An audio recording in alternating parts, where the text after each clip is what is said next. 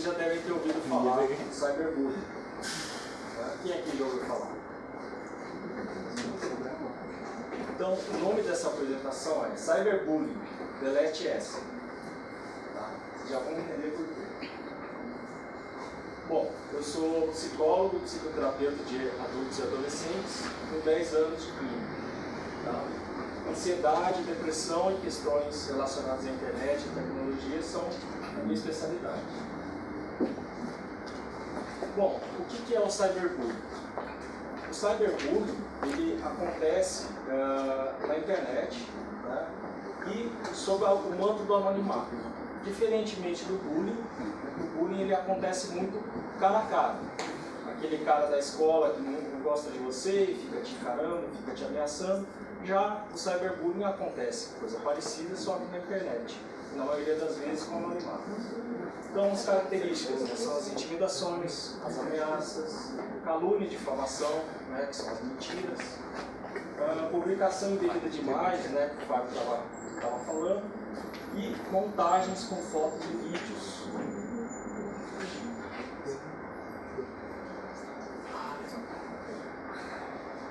Então, e montagens com fotos e vídeos, que por incrível que pareça, isso é muito comum, isso acontece bastante. Sinais de alerta de quem está sofrendo com o cyberbullying.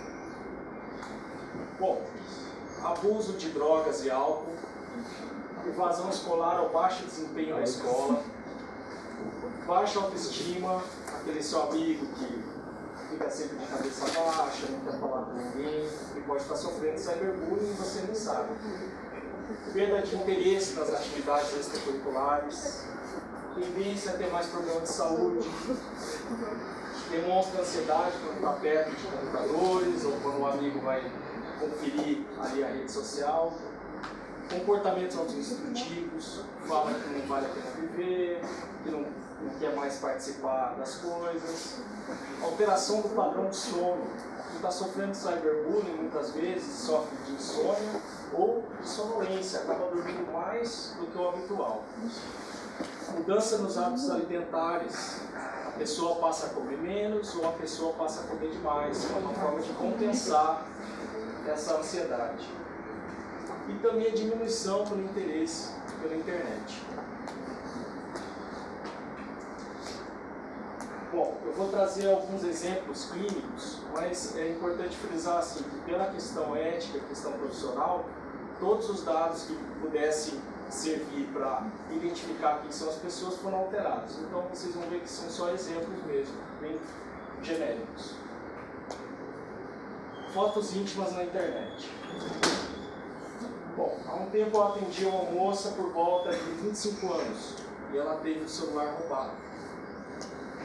E nesse celular tinha fotos dela com o namorado. O ladrão achou essas fotos no celular e acabou publicando na internet. E isso perdeu o controle. Ela nunca conseguiu tirar da rede todo o material.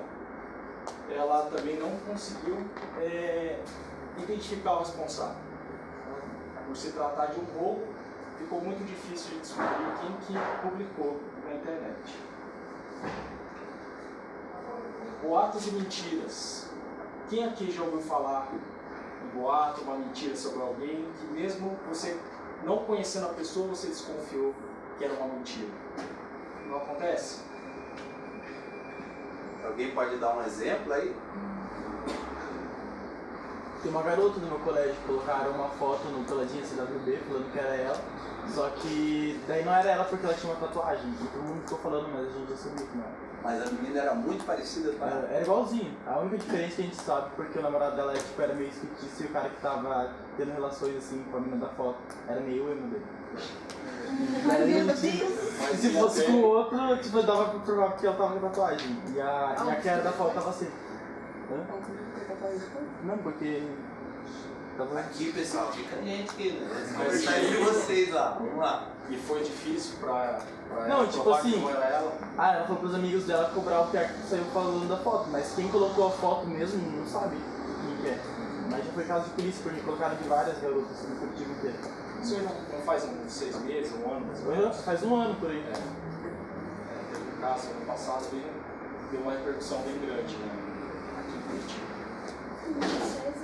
Mas esse caso de um casal que sofreu com boatos colocados em redes sociais. Inventaram histórias sobre eles, inventaram situações que eles não participaram, que eles não fizeram, só que isso acabou gerando uma repercussão muito grande e, por fim, acabou interferindo até no trabalho deles, né? E aquela mesma questão ali que o rapaz estava trazendo, a questão não era a menina, né? E como é que esse casal ia provar que eles não disseram isso? Então, através de um advogado, eles conseguiram retirar esse material do ar. Só que o estrago foi feito, né? E até que todo mundo ficasse sabendo que aquelas mentiras não passavam de puro boato, né? Foi um tempo. No caso, eu atendi um dos parceiros, né? Que ele veio com queixa de insônia e de depressão. Quando o agressor, né, quem faz o cyberbullying, está na escola. Bom, eu atendi um rapaz por volta dos 15 anos que sofria com ameaças pela internet. Ele veio até a terapia. Trazido pela família. Conversando um pouco com os pais, eles acharam melhor conversar com os diretores, com os coordenadores da escola. Através dessa conversa, a escola achou interessante desempenhar um trabalho a respeito do tema. E acabou sendo bastante rico, né? Todo mundo participou, todo mundo tirou suas dúvidas e foi bacana. As ameaças cessaram, né? E depois de um tempo acabaram descobrindo quem que era o autor. E esse autor veio a ser expulso da escola. Mas isso demorou. O agressor em terapia. Esse personagem, ele é muito raro de aparecer no consultório, mas acontece. Um dos poucos casos que chegaram até mim, ele veio trazido pelos pais, né? Que por vontade própria ele não viria. Porque geralmente o agressor, ele por uma falha de caráter, ele não sente culpa e nem remorso. Para ele aquilo é tudo normal. Ele não consegue se colocar no lugar do outro. Não consegue imaginar a dor que ele está causando no outro. E o trabalho é longo, que é justamente isso que a gente tem que desenvolver nele. E o que fazer se você estiver sofrendo com cyberbullying?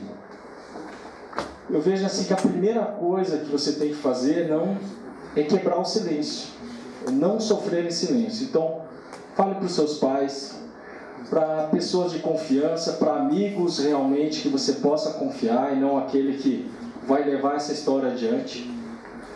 Se for na escola, falar com o seu diretor, falar com o coordenador. Se houver uma ameaça à sua integridade física ou alguém da sua família, procure uma delegacia de polícia, faça um BO, para que as autoridades fiquem sabendo o que está acontecendo. Inclusive aqui em Curitiba, aqui perto no centro, tem o núcleo de cybercrime, né, o NuCiber. Depois ali no final vou passar um endereço para vocês. É importante também juntar todo o material que estiverem denegrindo a sua imagem. Agora, o importante é pensar que o agressor ele precisa de plateia. O combustível dele é uma curtida, é uma compartilhada, é um comentário. Então, quando você ficar sabendo de algum material que esteja denegrindo a imagem de alguém, não leve isso adiante. Se você conhecer o agredido, for um amigo seu, for um conhecido, converse com ele, ofereça ajuda. Agora, não leve isso adiante, não compartilhe, que inclusive você pode responder junto. Bom, caso você seja o agredido, é importante ignorar, tá? que o agressor, um outro combustível dele é saber que ele te atingiu. E se ele perceber que ele está sendo eficiente na agressão, aí que ele vai continuar. Dependendo da rede social, eles têm mecanismos de denúncia, né? Você pode reportar situações, você pode reportar fotos, você pode reportar pessoas. Então, é importante também saber disso. Por exemplo, no Facebook, você pode bloquear uma pessoa. E depois que você bloqueia essa pessoa, ela não tem mais acesso a nenhum conteúdo seu. Nem se algum amigo seu compartilhar alguma coisa sua, como uma foto, alguma coisa assim.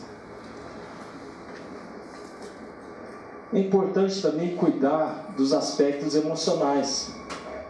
Se apegar a quem realmente te quer bem. Olhar para a sua família e para os seus amigos de confiança. Se você estiver namorando, pedir um pouquinho de paciência para o seu parceiro, né? E pedir ajuda também. Procurar ocupar o dia com atividades construtivas, ao invés de ficar só pensando naquela foto que vazou e que ficou sendo compartilhada na rede. Caso você sinta necessidade, procure uma ajuda profissional. É importante que você faça a diferença, que você seja um agente transformador e leve essa mensagem adiante. Não deixe que alguém próximo a você sofra em silêncio. Não seja plateia para quem pratica cyberbullying. Não curta, não compartilhe, não comente. Você pode denunciar os abusos que você perceber pela internet por esses dois sites, pelo safernet.org.br e também pelo Núcleo de Combate ao Cybercrime, o NUCIBER, que fica aqui em Curitiba. Eu separei um material para vocês no meu site, tá? O meu site é psicologoemcuritiba.com.br e o material está no /perigos da internet. Lá tem a íntegra dessa apresentação que eu fiz para vocês. Quem tiver perguntas, dúvidas, fique à vontade. E aí, pessoal, vamos lá? E aí? Sorvete? Vamos lá. Criaram uma página do Facebook com a página de uma menina, uma menina que não estudava no colégio, e eles começaram a fazer cyberbullying com vários colegas. E a página foi criando mais curtidas, mais compartilhadas, mais comentários, e falavam um monte de coisas que você não sabia que era verdade. A maioria dos que estavam ali eram meus amigos, então eu sabia que não era verdade. O que a escola começou a fazer? Eles chamaram a guarda municipal, reuniram todos no pátio, no meu colégio a gente é militar. Reuniram todos no pátio, todo mundo em fila, cada um na sua sala, chamaram todos que foram vítimas ali, colocaram lá em cima, e eles começaram a fazer uma palestra sobre o cyberbullying. A polícia falou quais eram as finalidades. Quem tivesse curtido a página e compartilhado seria como se fosse um coautor. E daí eles acompanharam a página desde a hora que eles fizeram a palestra até a hora do recreio. Já tinha nem metade das curtidas na página, então as 15, sabe? Então eles falaram, só que eles pegaram quem que era um menino, levaram ele algemado, sabe? O que ele falou e o que ele fez ali na página foi muita exibição assim, das pessoas, sabe? Eles chamaram assim, fizeram todo mundo que curtiu assim, pedir desculpa e tal, e chamou o pessoal que tinha sido vítima para conversar com uma pessoa. E foi assim, que a polícia foi ter que fazer. E aí, pessoal, mais alguém gostaria de... Valeu, Lucas. Aqui o agressor fica sujeito com relação aqui à justiça. Bom, a justiça depende qual foi o crime, né? A modalidade do crime. Por exemplo, se foi uma mentira, se foi um boato, pode ser calúnia e difamação. Se for uma montagem de foto ou um vazamento indevido de imagens, aí depende como que o delegado vai investigar o caso. Mas pode ser processado por reparação de danos morais, né? Ou violação de computadores, que também é considerado um crime, né? Mas é importante dizer o seguinte: se quem pratica o cyberbullying for menor, os processados são os pais, né? Então os pais podem até pegar prisão por isso. Vamos lá? Então, no ano passado, aconteceu isso com meu amigo, só que ele foi o agressor. E ele pegou ele, uma menina disse que era filho dele, e ela tirou uma foto pra ele e mandou pra ele.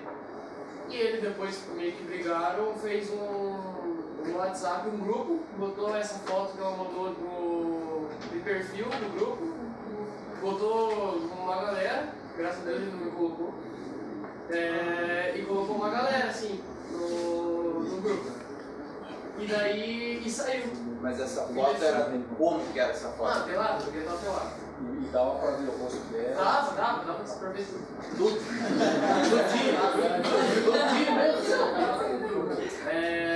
Daí eu sei que ele saiu e deixou meu outro amigo como administrador.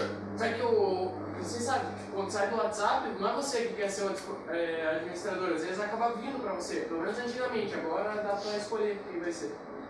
Mas e acabou ficando ele como administrador. E daí foi essa, de saindo e ficou de administrador. E o problema é que daí começou a virar processo para várias pessoas. Porque daí não foi só o processo para o meu amigo que tinha começado com isso, mas foi para os outros que tinham ficado como administradores e sem querer. Sem o consentimento deles. Mas eles ficaram como administrador. Aí nesse caso eles são coautores de um crime, né? E assim, até provar que eles não têm nada a ver com isso, né? Para a justiça eles são coautores. Vamos lá, pessoal, mais alguém? Vamos lá? Vamos lá para o celular. Eles estavam comentando agora há pouco a nudez como forma de interação social. Alguns fizeram que acham isso correto, outros fizeram que não acham isso correto. Ou é uma forma de interação ou não é uma forma. Até que ponto isso realmente é uma forma de interação se você tem que mandar uma foto nu para sentir parte de uma sociedade? Né? Ou que tipo de parte de sociedade você quer fazer parte, de certa maneira? Não de você como psicólogo, sua opinião como psicólogo, como você enxerga isso? Como uma forma de interação mesmo em relação à sociedade ou um distúrbio patológico, por exemplo? É que assim, a gente tem que diferenciar um pouco o que é moda, né? Porque até 10, 15, 20 anos atrás esse tipo de coisa não existia.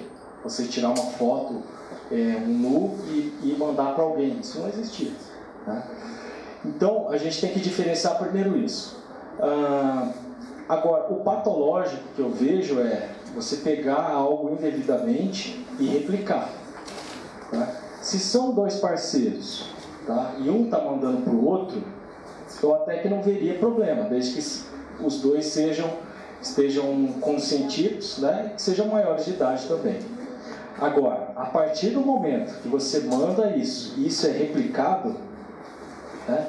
Eu vejo que o patológico está em quem replica, né? Indevidamente.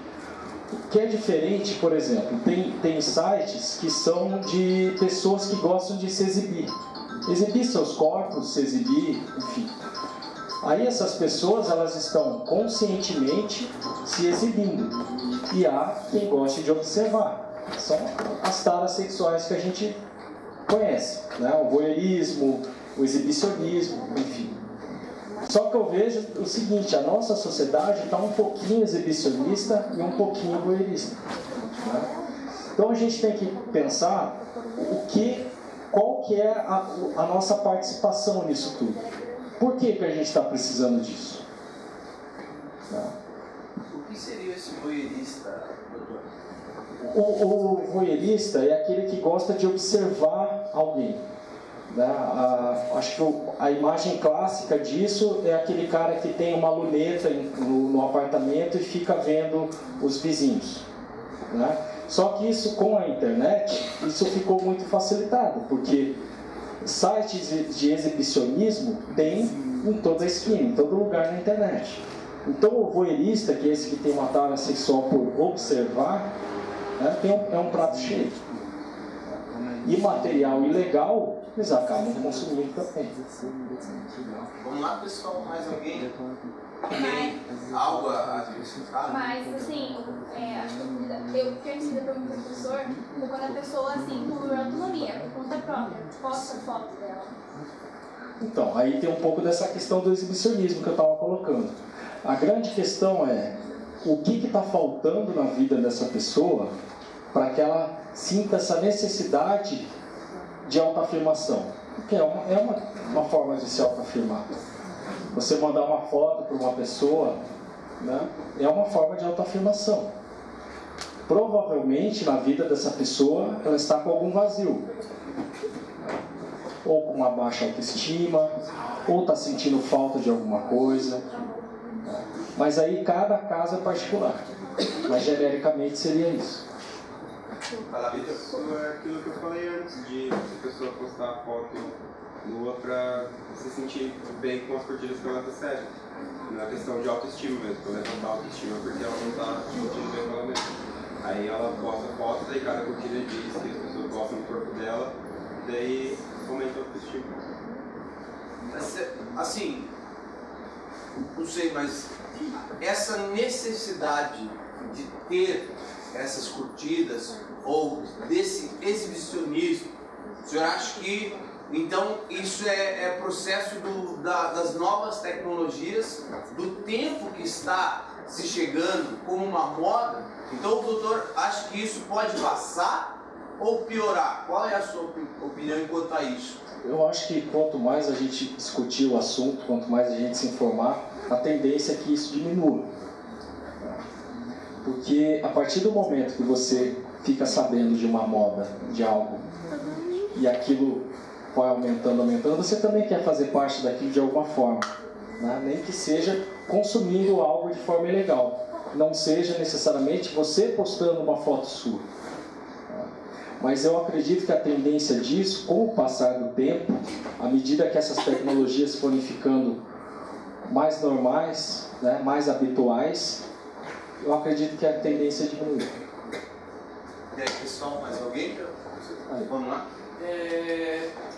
Vou fazer, no caso de alguém cometer um crime com relação ao que se ocorreu no cyberbullying, vamos dizer, alguém replicou a foto de uma menina pelada, ou que no caso, não sei quem tinha falado, que a menina pediu pra ir lá e cobrar o cara. Daí vão lá, cobram o cara, batem no cara. Pra que fim se vai isso? Quem pode processar alguém? Quem vai ser preso? Nesse meio, quem vai ser penalizado? Quem seria o responsável por todo esse problema? Quem replicou, quem bateu, quem apanhou?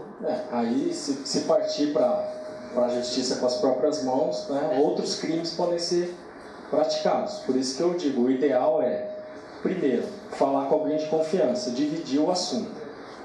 Se houver uma ameaça à sua integridade, como, por exemplo, uma replicação indevida de fotos, o ideal é procurar uma delegacia, abrir um boletim de ocorrência. No Ciber, por exemplo, eles fazem a investigação e eles chegam até o autor. Né? O anonimato na internet é uma utopia, não existe. Com a devida investigação você consegue chegar até o autor. Agora, esse caso que você falou, você vai lá, junta lá uma galera, vai lá e quebra o cara que replicou as fotos.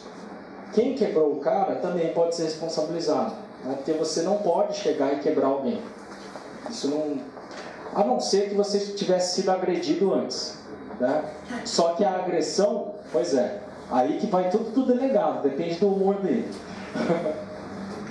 Assim, não sei se o senhor poderia partilhar conosco, mas assim, um dos casos assim que mais necessitou, assim, um dos mais difíceis assim até hoje, que teve que a sua intervenção, que o senhor possa compartilhar conosco, qual foi esse? Esse de fotos.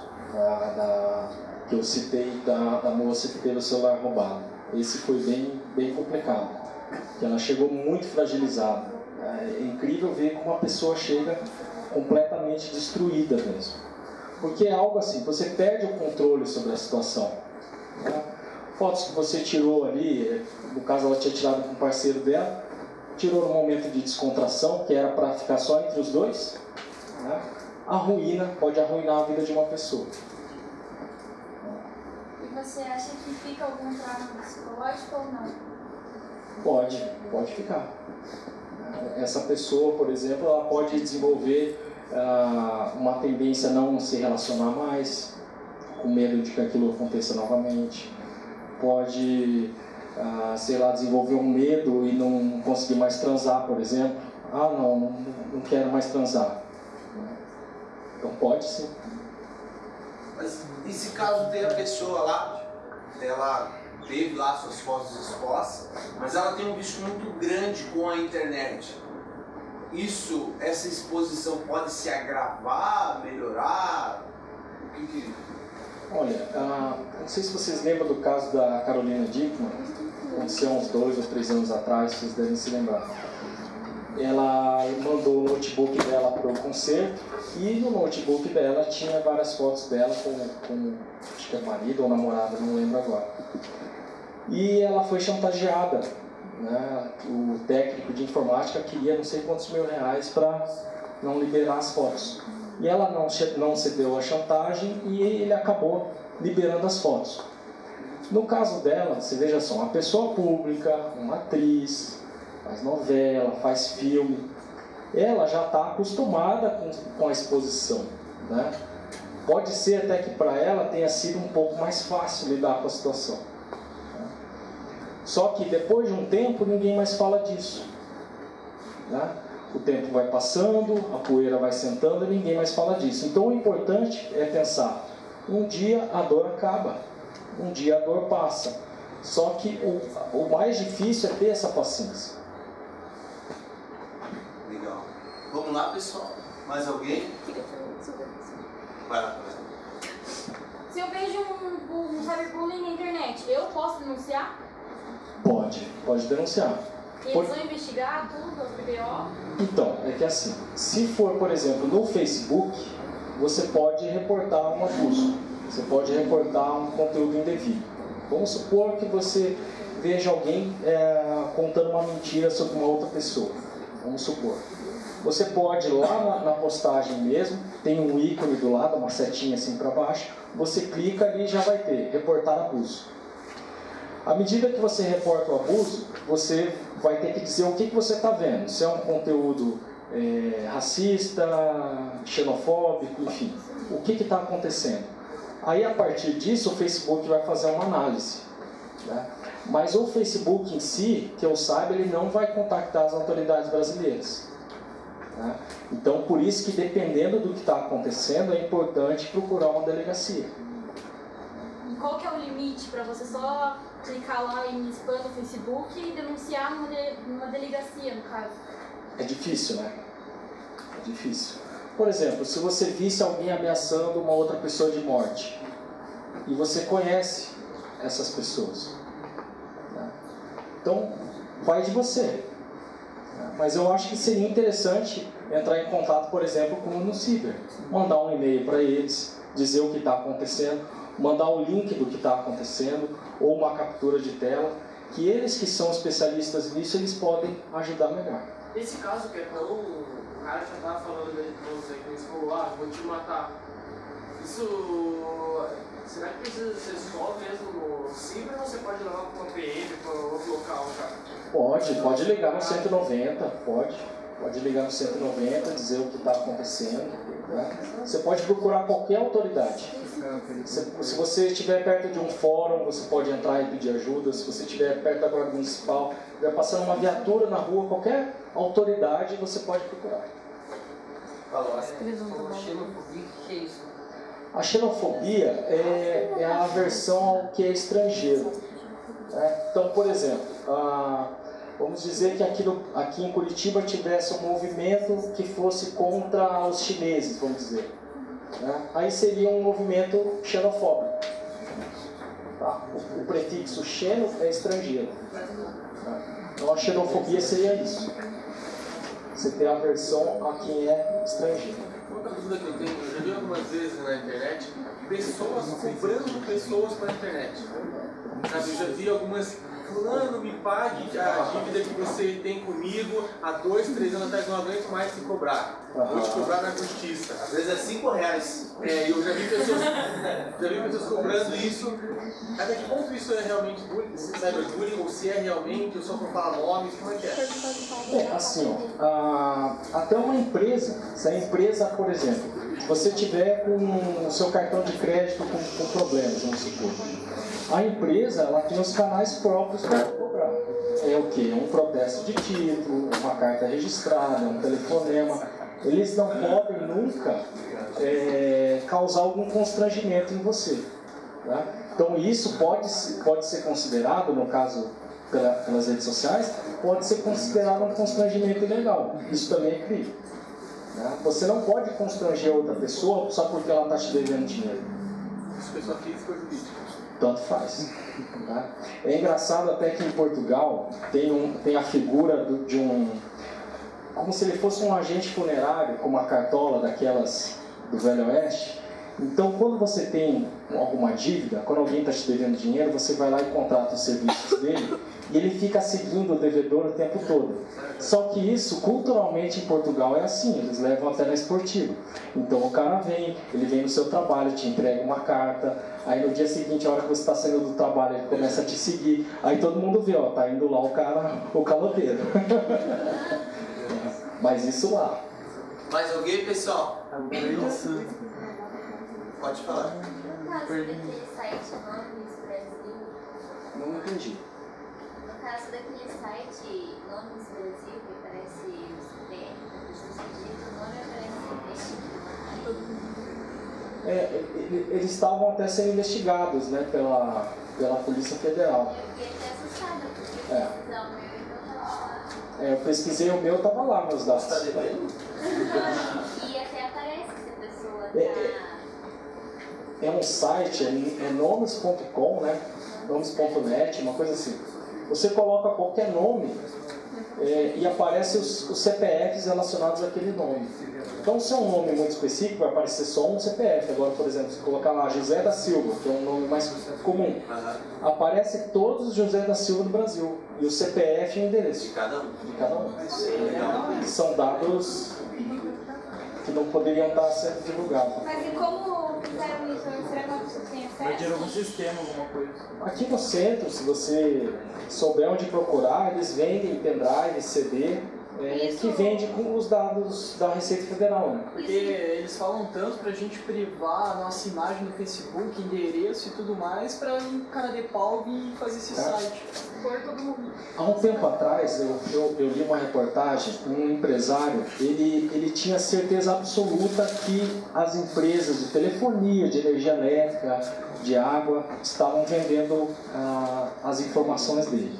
Então, o que ele fez?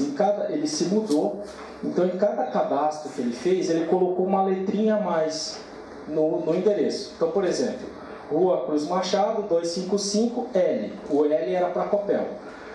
Rua Cruz Machado 255, S. O S era da Sanepar.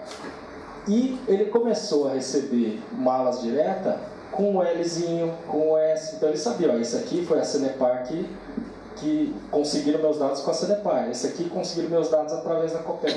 Agora, como que fazem isso, realmente eu não sei. É alguém lá de dentro ou é algum hacker, né? Mais alguém, pessoal? Eu também concordo que é isso que acontece, porque uma semana antes a gente tinha internet lá em casa, daí não tinha meu CPF lá. Eu pedi a internet no nome e tudo, e daí duas semanas depois eu fui pesquisar e tava lá. Tipo, e não veio internet. Só veio lá. Você ficou sem Wi-Fi ainda?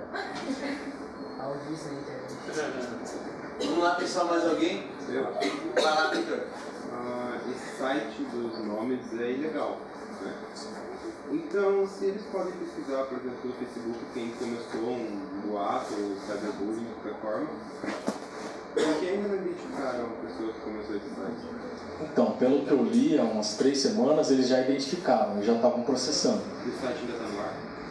O dia que eu li a reportagem ainda estava no ar. Foi quando? Há umas 3 semanas, mais ou menos. Umas 3 semanas. É que acontece o seguinte, o site ele não está hospedado no Brasil. Está hospedado no exterior.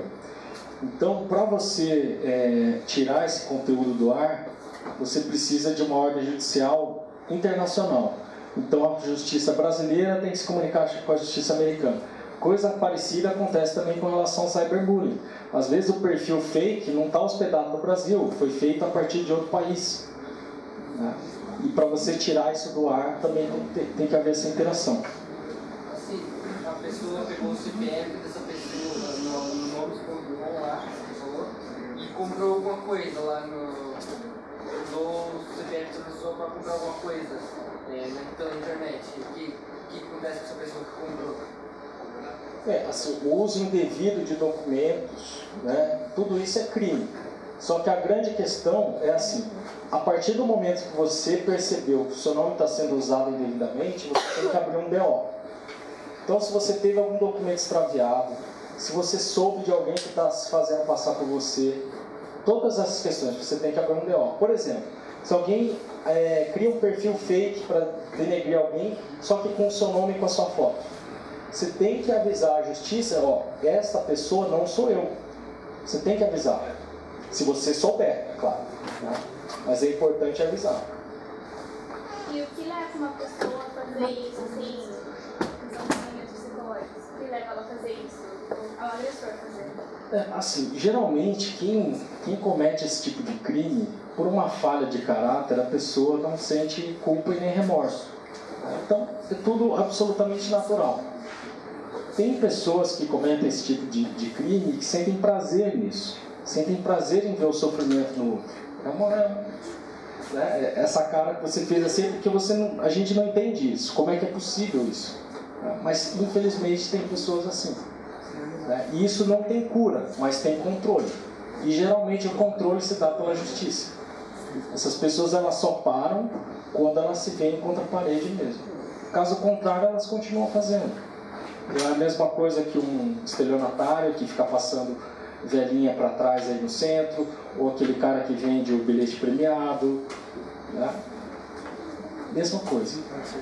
Acho que só, assim, voltando um pouquinho, doutor, numa questão assim, que eu tenho dúvida, assim, não sei qual que é a análise que o senhor faz sobre isso, mas o que a gente vê bastante, ou na maioria das vezes, pode ser que alguém discorde de mim, mas as meninas se expondo de uma forma que antigamente a gente não via, na forma de tirar as roupas.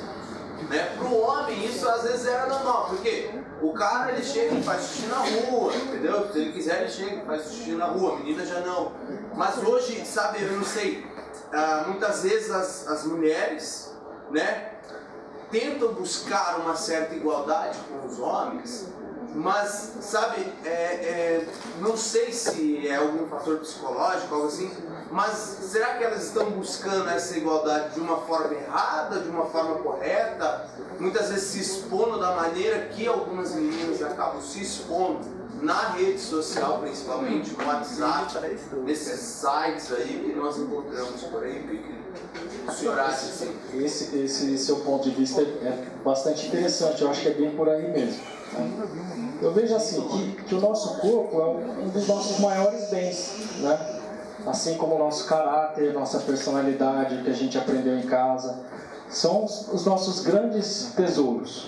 Então a gente tem que aprender a se valorizar também. Né? Não é se mostrando na internet que você vai ser melhor do que alguém. Né? Então, mas sem dúvida, essa questão da igualdade, né, tem deixado muita gente confusa. Então, como é uma coisa nova, uma discussão nova, né, então isso ainda vai gerar muita confusão, muita polêmica. Né? Mas eu vejo que o principal a mulher, principalmente, ela tem que se valorizar. Né? Porque o homem, ele gosta de ver uma mulher que se valoriza. Né? Acho que isso é importante. Não sei o que vocês acham.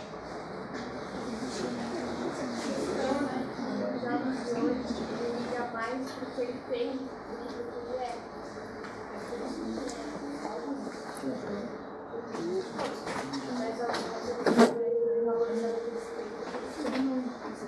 E 200, 300 curtidas, né? É a mesma coisa de você ver uma criança de 11 anos e ter 1000 e poucas curtidas, daí você vai conversar com essa criança bem longa. Você fala assim, a pessoa nem escreveu o nome dela direito, escreveu tem 11 anos, escreveu no Facebook, modinho, essas coisas e tal. Sim. Então ela valoriza a curtida dela, que ela acha que é o máximo, a escola dela não precisa mais saber nada. E outra coisa também, pessoal, que é importante pensar, o tempo passa, tá? A gente não fica jovem para sempre. Então, as burradas que a gente fizer hoje podem nos perseguir o resto da vida. Então é importante pensar nisso, né? Ainda mais com a internet. Não sei se vocês já ouviram falar de que nada que a gente faz na internet é apagado. Tudo fica registrado em algum lugar. E isso é verdade. Se você for ler os termos de consentimento do usuário final do Facebook, lá eles dizem que nada do que você postar vai ser apagado. Pode ser tirado do ar, mas apagado jamais. É que alguns usam a expressão, né? Que na internet não se escreve a lápis, assim a caneta. Não tem como ser apagado. Né? Até mesmo porque muitas pessoas pensam, eu tinha o Orkut, o que eu tinha no Orkut já era. Não. Tá tudo lá. Você tinha Orkut? Nossa, eu também, tá lá no lugar.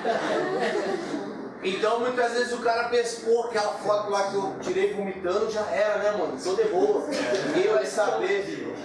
Engana o Senhor, porque muitas vezes essa foto fica em determinados diretórios, em determinados locais da internet ou até mesmo no Hotmail, onde a pessoa consegue recuperar esse tipo de arquivo, né? A pessoa consegue trazer à tona esse tipo de arquivo.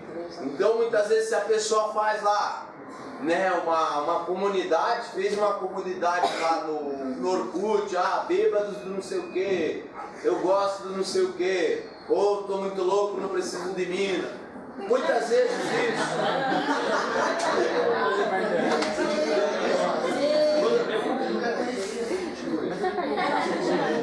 Não posso dar ideia, né?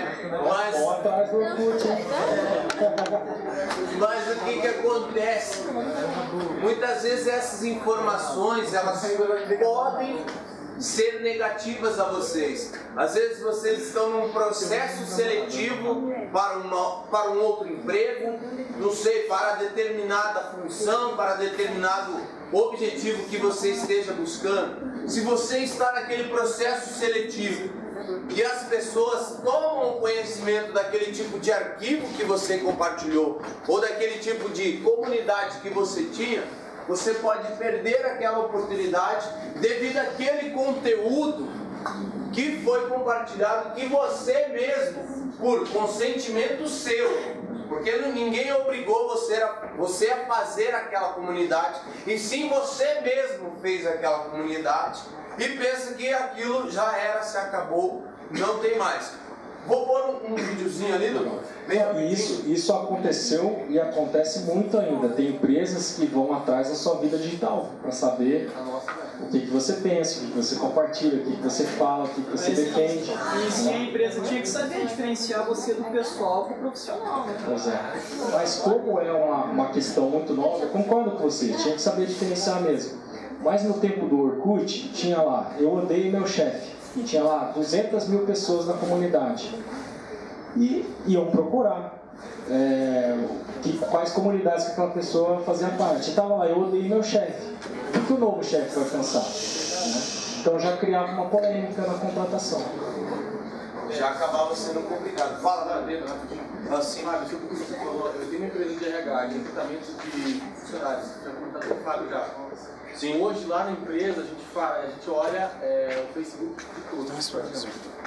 Todos os candidatos que passam por um processo de recrutamento com a gente, nós olhamos o Facebook, sim, não só o Facebook, como outras redes sociais. Por quê? Nós trabalhamos com clientes, assim como todos vocês, a gente quer prestar um ótimo serviço ao nosso cliente. Então nós não queremos mandar para o nosso cliente lá um funcionário que de repente todas as fotos que ele postou lá, 20 fotos. Das 20 fotos, 15 já aconteceu com a nossa empresa, 15 das 20 ele está com uma cerveja na mão. Tudo bem, pode ser legal, de repente ele só faz isso no domingo, bacana. Mas será que eu quero correr esse risco de mandar para ele e arriscar uma pessoa daquela empresa que é o meu cliente que paga o salário dos meus funcionários, uma pessoa que pode ter um problema? Não, eu não vou arriscar. Isso é a opinião do administrador. Eu não vou fazer esse tipo de coisa porque eu não quero correr o risco. Isso eu até entendi, porque quando você está naquele processo de contratação, claro, você ainda não sabe qual o profissional que você vai estar lidando, entendeu? Aí eu até entendi.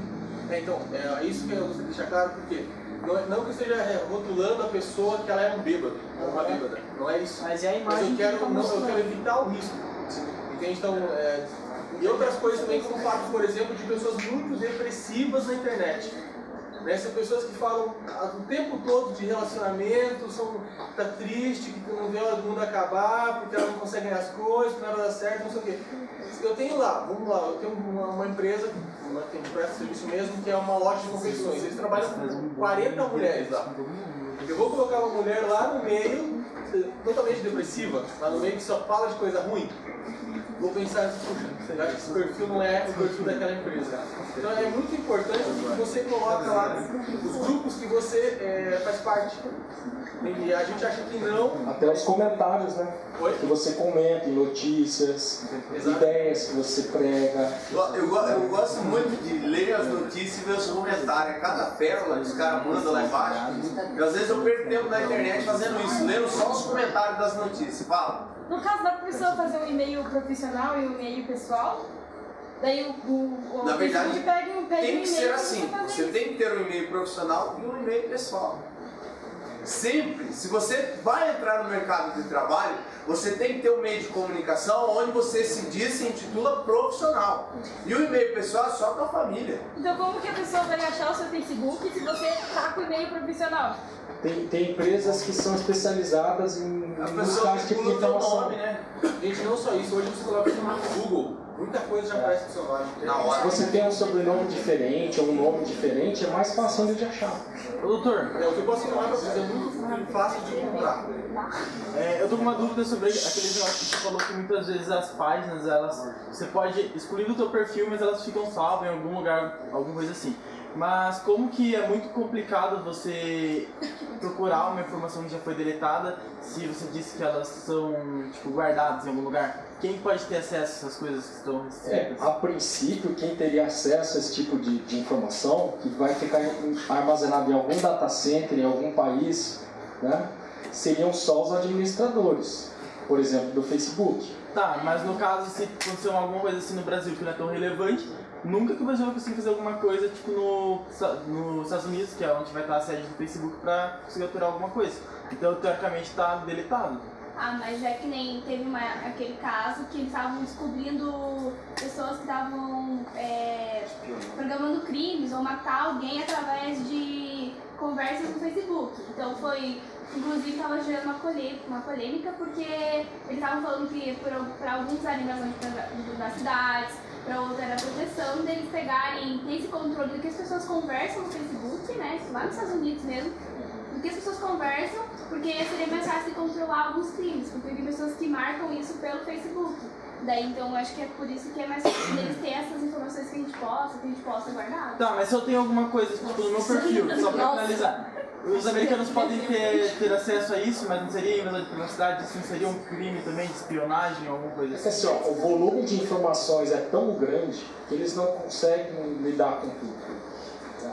Por exemplo, aquele escândalo de espionagem dos Estados Unidos que deu há pouco tempo atrás. O volume de informações que eles lidam diariamente é tão grande que eles não conseguem ter acesso a tudo.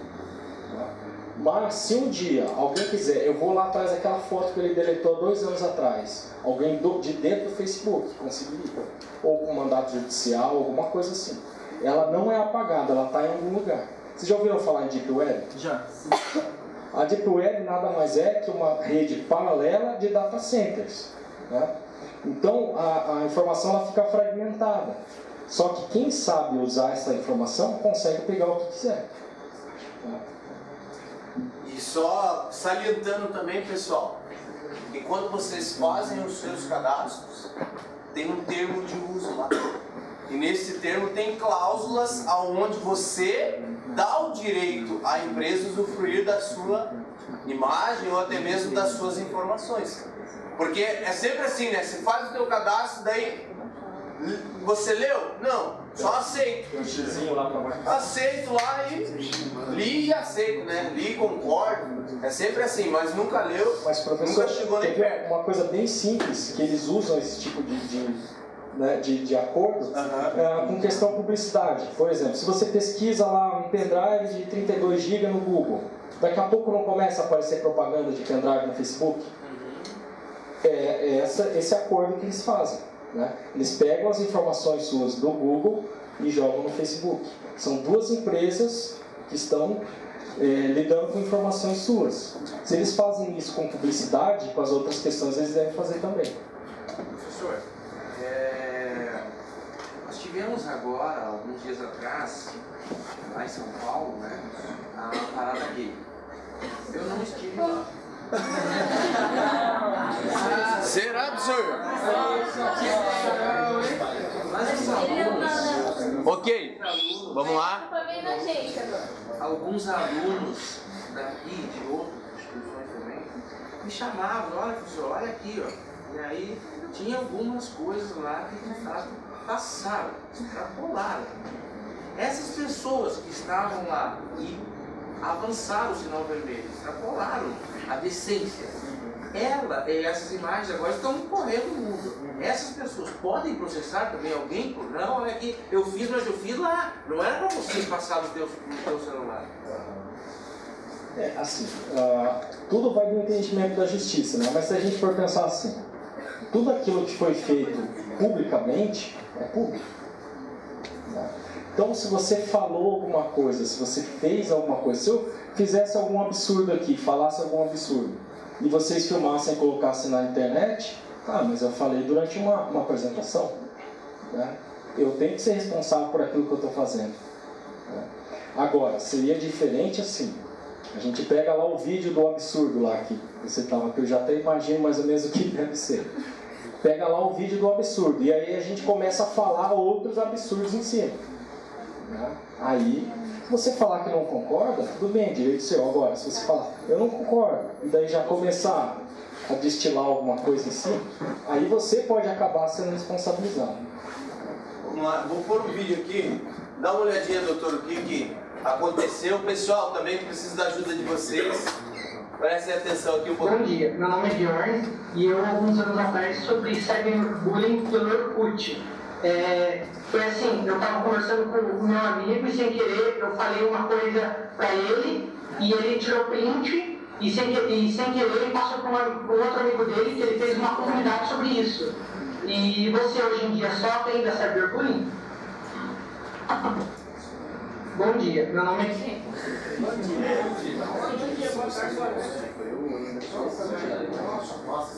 Então, vou explicar melhor, né? Porque coitado do menino já se expôs ali, a gente agradeceu muito a participação dele, já se expôs. Mas o que acontece? Ele estava num chat com uma outra menina e conversando, estava com a menina e conversando com esse amigo dele.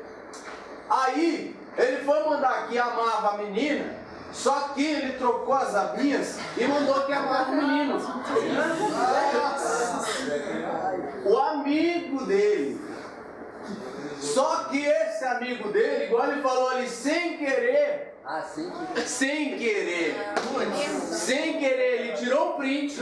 Não botou no print. Sem querer, tirou o print e sem querer criou uma comunidade no Orkut. Sem querer. Nossa. E aí? O que vocês acham? Sem querer tirou um print, sem querer criou uma comunidade. E vinculou o nome do nosso colega a essa comunidade, né? Falando fulano de tal, amo fulano de tal. E aí, doutor, o que você acha? Eu vejo assim, houve aí o engano dele da questão das abas, Só que amigo, né? Amigo da onça. E amigão, né? Então por isso que eu digo, a gente tem que tomar cuidado com quem a gente conversa também. Saber que aquela informação que você está trocando, se fosse um amigo de verdade, ia falar, ô fulano, acho que você queria falar pra fulaninha lá, né? Ah não, foi mal, tudo bem, resolvi ali, né? Mas não foi o caso. Então a gente tem que tomar cuidado com quem a gente fala na internet também. Se aquela pessoa é confiável, se aquela pessoa, a gente pode falar as coisas, enfim. E na verdade hoje, eu até perguntei para ele, mas você conversa ainda com esse teu amigo? Não, professor, eu não converso mais com ele. Tinha que fazer que nem a mãe falou, sem querer escorregar e dar com a mão na cara dele. Mas aí já perde a razão também, né?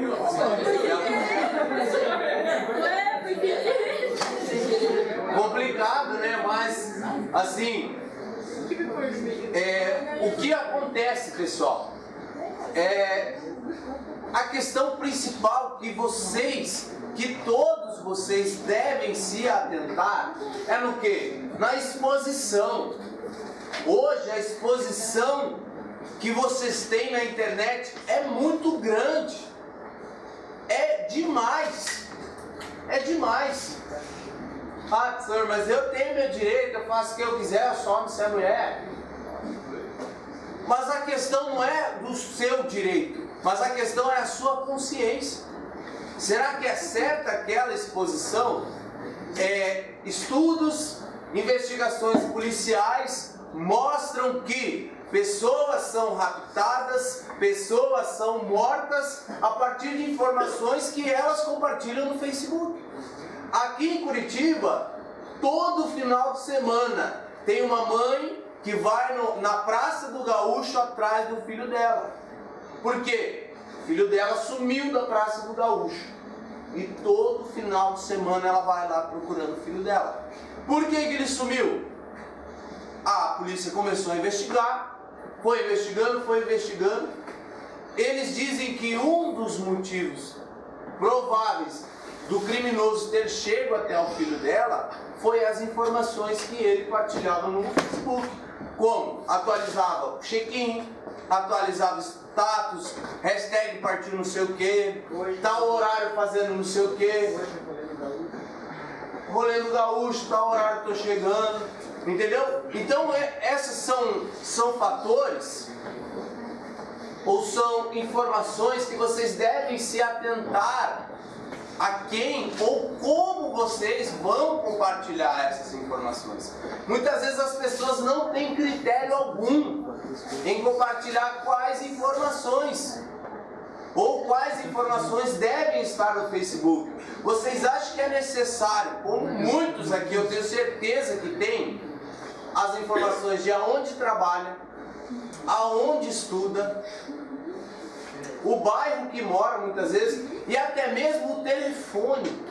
A pessoa coloca um número de telefone, adiciona aí no WhatsApp, ou adiciona aí no Snap, principalmente no Twitter. Vocês acham que há necessidade disso? Quem está à vontade para falar, para defender, falar, não, há necessidade sim, professor. E falar qual é essa necessidade, explicar para nós qual é essa necessidade. Ou se o doutor Leonardo quiser falar também qual é essa necessidade, do porquê dessa necessidade. Vamos lá, pessoal? Eu deixo o meu e-mail, meu telefone, eu trabalho, por exemplo, é onde pelo Facebook. No site de portfólio lá também tem meu contato de telefone. Legal. Mas aí, se é questão profissional, você pode deixar um e-mail profissional e um telefone profissional, né? Não um telefone de casa, não o seu e-mail pessoal. Você pode deixar um e-mail só para isso. Mas assim, professor, eu vejo que a maioria das pessoas não cuida realmente das informações que coloca na internet. Ainda mais deixa o perfil totalmente aberto do Facebook. É importante você fechar o seu perfil só para o seu círculo de amigos, né? E não deixar o perfil totalmente aberto. Tirar foto em locais que você sempre frequenta também não é legal, fazer check-in, foto com camiseta do colégio, nada disso é legal. Porque, querendo ou não, pessoal, são informações que pessoas mal intencionadas conseguem chegar a vocês. Muito fácil. Muito fácil. Eu acho que esse negócio assim, de deixar aberto para as pessoas, assim, eu acho que tem que cuidar também em relação às fotos. Você deixa aberto para várias pessoas. Porque comigo mesmo já aconteceu de deixar aberto as minhas fotos para qualquer pessoa e alguém pegou minhas fotos, fez uma página e colocou lá as minhas fotos com legendas, esse menino fez tal coisa, tipo, coisa besteira mesmo, falando assim, sabe, mim. E daí o que eu fiz? Eu fui lá e bloqueei para só os meus amigos verem, ou até mesmo quem não podia ver as fotos, porque até hoje eu não sei quem fez isso, porque pessoas distintas, às vezes amigos ou até nem amigos entravam lá, pegavam, salvavam minha foto no computador, ia lá naquela página e postava, nossa, não sei o que. Então, daí depois disso eu bloqueei as minhas fotos. Não, legal, é isso mesmo que tem que fazer. Mas esse perfil fake não saiu do ar. Ainda está no ar. Não, quer dizer, agora eu acho que já saiu, mas eu acho que Você foi... chegou a denunciar? Não, eu acho que foi um ex-namorado meu. Sei lá, acho que eu terminei, Porque assim, e daí ele ficou mesmo com isso. Geralmente não era o seu caso, tá? Mas assim, por exemplo, daquela moça que eu falei das fotos que vazaram. No caso dela foi o celular roubado, mas poderia ser um ex-namorado também, né? Que daí é o chamado pornô de vingança, né? Pega fotos íntimas da pessoa e larga na internet só e mas ali não foi tipo, nem foto íntima, você pegou fotos pegou as suas fotos pessoais. que eu postava no Facebook, aí lá pegava tipo, uma foto minha do meu rosto lá e colocava lá e colocava legenda. Alguma coisa maliciosa. Só queria comentar que eu pensei nisso antes também. Estavam comentando que os conteúdos nunca são pagados definitivamente na internet. Além disso, tem as pessoas que salvam imagens, vídeos, áudios, salvam no próprio computador. Tiram da internet e salvam ali no computador. Então, mesmo que tivesse um meio de ser apagado definitivamente da internet, tem as pessoas que salvam as imagens do próprio computador e podem postar isso depois. E as fotos que essa pessoa posta no YouTube não tem como apagar. Porque é do perfil daquela pessoa. Você não sabe do perfil daquela pessoa, do computador daquela pessoa. As informações elas ficam fragmentadas, né? Só que assim, no computador pessoal em menor escala, né? Agora imagine um data center com gigas e mais gigas de memória. Vamos lá? Pode falar. A pessoa ela não tem um compromisso, daí ela precisa vergonha. E contra os pais, mas os pais não fazem nada. O que as pessoas fazem? Olha, se for na escola, né, se a pessoa estiver estudando, é legal conversar ali com o coordenador pedagógico, com o diretor, com alguém que esteja no meio, né, educacional. Se não for possível, procurar alguma autoridade, né, ou a delegacia, ou através da internet, aqueles sites que eu passei para vocês. Aqui, ó, SaferNet. O SaferNet tem muito material a respeito de internet, desde a pedofilia, crimes, fraudes, tudo. E o do Ciber também, né, que é uma delegacia especializada nisso. Então, se você contou para os seus pais e os seus pais não sabem o que fazer ou simplesmente não fizeram nada, tente procurar alguém, ou o pessoal da escola ou as autoridades.